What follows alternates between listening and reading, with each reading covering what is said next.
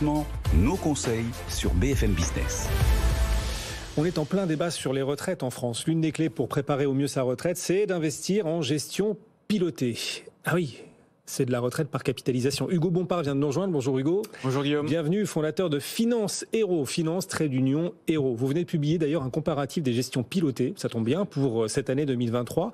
D'abord, en quelques mots, est-ce que vous pouvez nous rappeler de quoi on parle quand on parle de gestion pilotée? Oui, bien sûr. L'idée de la gestion pilotée, c'est tout simplement de déléguer la gestion de son portefeuille boursier à un professionnel et le plus souvent dans le cadre d'une assurance vie. Alors, si on veut mettre en place une gestion pilotée, généralement, la première étape, c'est d'identifier son profil investisseur. Et donc là, profil investisseur qui doit être adapté à sa situation patrimoniale, à ses revenus, à ses objectifs. Et une fois qu'on a identifié ce profil investisseur, on n'a plus rien à faire puisque c'est le gérant qui va choisir les supports d'investissement qui sont les plus pertinents, les plus performants. Et puis c'est aussi lui qui va faire évoluer votre portefeuille au cours du temps en fonction, par exemple, de la conjoncture économique. Sauf que j'imagine que c'est pas gratuit. On laisse un professionnel gérer, piloter l'investissement des épargnants. Quel est l'intérêt de recourir à ce type de gestion, à la gestion pilotée, d'autant que mon profil de risque peut aussi évoluer au cours de ma vie. Bref, c'est quoi l'intérêt principal? Oui, alors vous l'avez dit, l'inconvénient principal, c'est les frais. Il y a forcément des frais supplémentaires. Mais il y a quand même beaucoup de vertus. La première, c'est que vous êtes garanti d'avoir un portefeuille qui soit bien construit, bien diversifié, investi sur l'ensemble des classes d'actifs. Puis vous avez aussi la gestion des risques, c'est-à-dire, par exemple, un bon équilibre entre actions et obligations en fonction de votre horizon d'investissement. Et puis je pense que c'est aussi beaucoup moins de stress pour beaucoup de personnes qui ne sont pas habituées. Je pense notamment quand les marchés baissent, c'est pas facile d'être tout seul face à son écran. C'est souvent là qu'on va commettre les plus grosses erreurs. Et les gérants professionnels, eux, ils ont l'habitude de ces situations. Et du coup, comment est-ce qu'on doit choisir son accompagnant, son aidant quelque part, son soignant, le soignant de l'épargne? Bref, comment est-ce qu'on investit en gestion pilotée? Quels sont les critères pour bien choisir sa gestion pilotée? Vous l'avez dit, je pense que le premier critère sont quand même les frais. Et en particulier dans l'assurance vie, vous avez deux types de frais. Vous avez les frais qui sont associés au contrat, avec éventuellement des frais de gestion pilotée supplémentaires. Et puis vous avez aussi les frais des supports d'investissement que le gérant va choisir de mettre ou pas dans votre portefeuille. Et là, ce dont on s'est rendu compte dans notre comparatif, c'est qu'en fait, les contrats qui affichent des frais de gestion pilotée faibles ont tendance parfois à se rattraper en choisissant des supports d'investissement qui peuvent avoir des frais plus élevés. Donc attention, méfiance déjà sur les frais. Ensuite, je pense que le deuxième critère, c'est tout simplement la qualité et la diversité des supports d'investissement.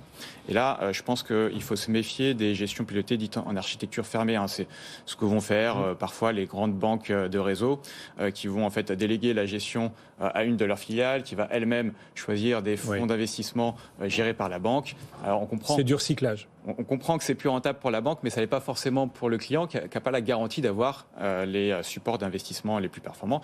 Et puis, en parlant de performance, je pense que le dernier critère à regarder, c'est bien sûr celui de la performance. Et justement, ça marche mieux quand on investit son argent en gestion pilotée que quand on se débrouille soi-même ou qu'on choisit d'autres profils de gestion. Est-ce qu'on peut justement là aussi apporter une forme de comparatif à ceux qui nous suivent? Alors, on peut apporter un comparatif entre les différentes gestions pilotées. C'est plus dur de comparer à ce que vous auriez pu faire par vous-même. Ça, je ne peux pas le deviner.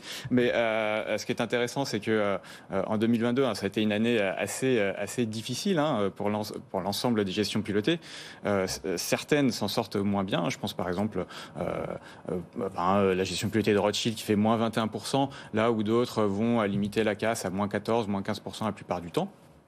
Et puis, maintenant, il faut aussi pas que regarder les performances de l'année passée. Il faut aussi prendre un peu plus de recul quand on fait un comparatif. Et donc, nous, on a regardé sur 5 ans.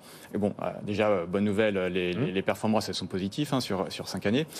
Ensuite, le deuxième élément qu'on a remarqué, c'est que les gestions pilotées qui s'en sortent le mieux sont souvent celles qui vont reposer sur des ETF. Donc, les gestions pilotées 100% ETF. Je pense notamment à celles des robo-advisors comme Nalo ou Yomoni. Et puis, un point aussi intéressant, c'est que les gestions pilotées éco-responsables s'en sortent pas plus mal, voire mieux. Et j'ai trouvé que ça, c'était un point assez intéressant. Bon, toujours une petite note ESG, c'est important. C'est de plus en plus important. Vous avez rapidement cité également les robo-advisors qui basent leur gestion pilotée de plus en plus sur les ETF. Et vous dites que ça leur permet de surperformer souvent les autres profils de gestion pilotée. Est-ce que c'est parce que les ETF permettent aussi de réduire l'ampleur, le montant des frais pour l'épargnant? Oui, tout à fait.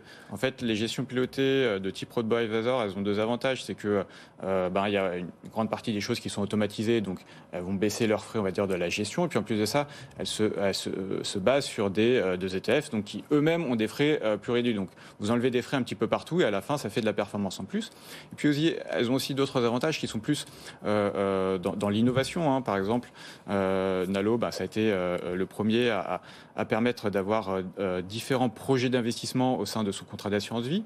Ramify, qui est un peu plus récente, qui a inclus des SCPI dans sa gestion pilotée, alors que ça n'a jamais été fait. Et puis, un dernier exemple, je pense notamment à Goodvest, qui est un spécialiste de la gestion pilotée éco-responsable et qui, eux, en plus de ça, permettent de mesurer l'impact climatique de votre portefeuille.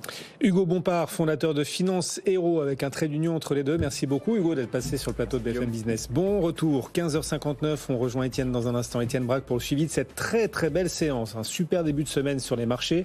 AXA aujourd'hui touche un plus haut. En tout cas, on n'en est pas très loin. Plus 3,7% en ce moment, ce titre AXA, et le CAC 40 en progression d'1,8%. On s'en reparle donc juste après la pause. À tout de suite.